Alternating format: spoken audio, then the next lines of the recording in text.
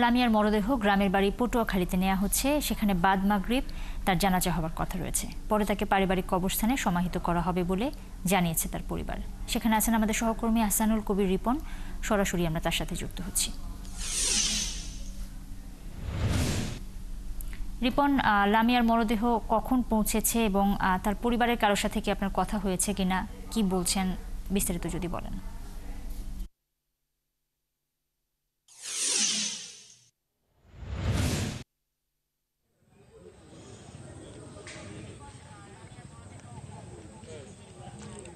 হ্যাঁ নুসরাত, আপনি যেমনটা বলছিলেন যে লামিয়ার মরদেহবাহী যে হিমাগারের যে গাড়িটি সেটি কিছুক্ষণ আগে পায়রা সেতুর কাছাকাছি এসে পৌঁছেছে, এমনটাই তার পরিবারের সদস্য ওই গাড়িতে যারা আছে তারা আমাকে নিশ্চিত করেছে।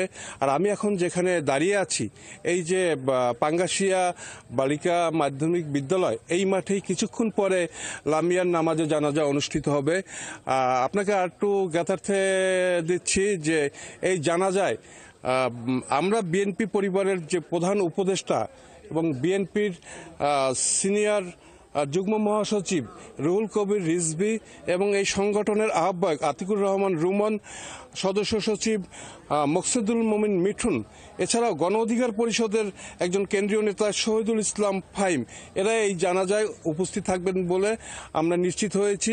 এছাড়া স্থানীয়ভাবে জেলা জামায়াতের আমির অ্যাডভোকেট নাজমুল আহসান, তাকেও আমরা জানাজায় শরীক হওয়ার জন্য উপস্থিত দেখেছি। এছাড়া জেলা বিএনপি এবং উপজেলা বিএনপির নেতাকর্মীরা তারা এখানে সমবেত হয়েছে এবং স্থানীয় অন্যান্য যারা এলাকাবাসী আছে, প্রতিবেশী আছে, তারাও এখানে সমবেত হচ্ছে।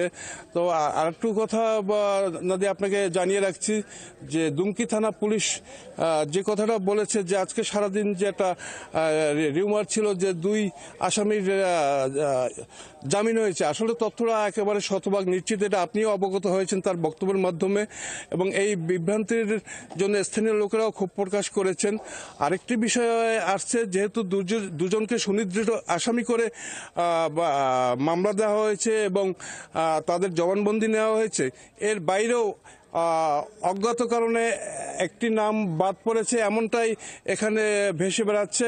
এখানকার সাধারণ যারা মানুষ এবং লামিয়ার যারা পরিবারের শুভাকাঙ্ক্ষী, তারা চাচ্ছে যে প্রকৃত সঠিক তদন্তের মাধ্যমে যেই দোষী হোক না কেন তাদেরকে চিহ্নিত করে শনাক্ত করে এবং তাদের বিরুদ্ধে দ্রুত আইনি প্রক্রিয়া সম্পন্ন করে দৃষ্টান্তমূলক শাস্তি দাবি করেছেন।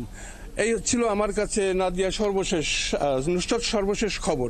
রিপন, ধন্যবাদ আপনাকে। দর্শক, পটুয়াখালী থেকে যুক্ত হয়েছিলেন সহকর্মী আহসানুল কবির রিপন। লামিয়ার জানাজার বিষয়ে সবশেষ খবর তিনি আমাদের জানাচ্ছিলেন।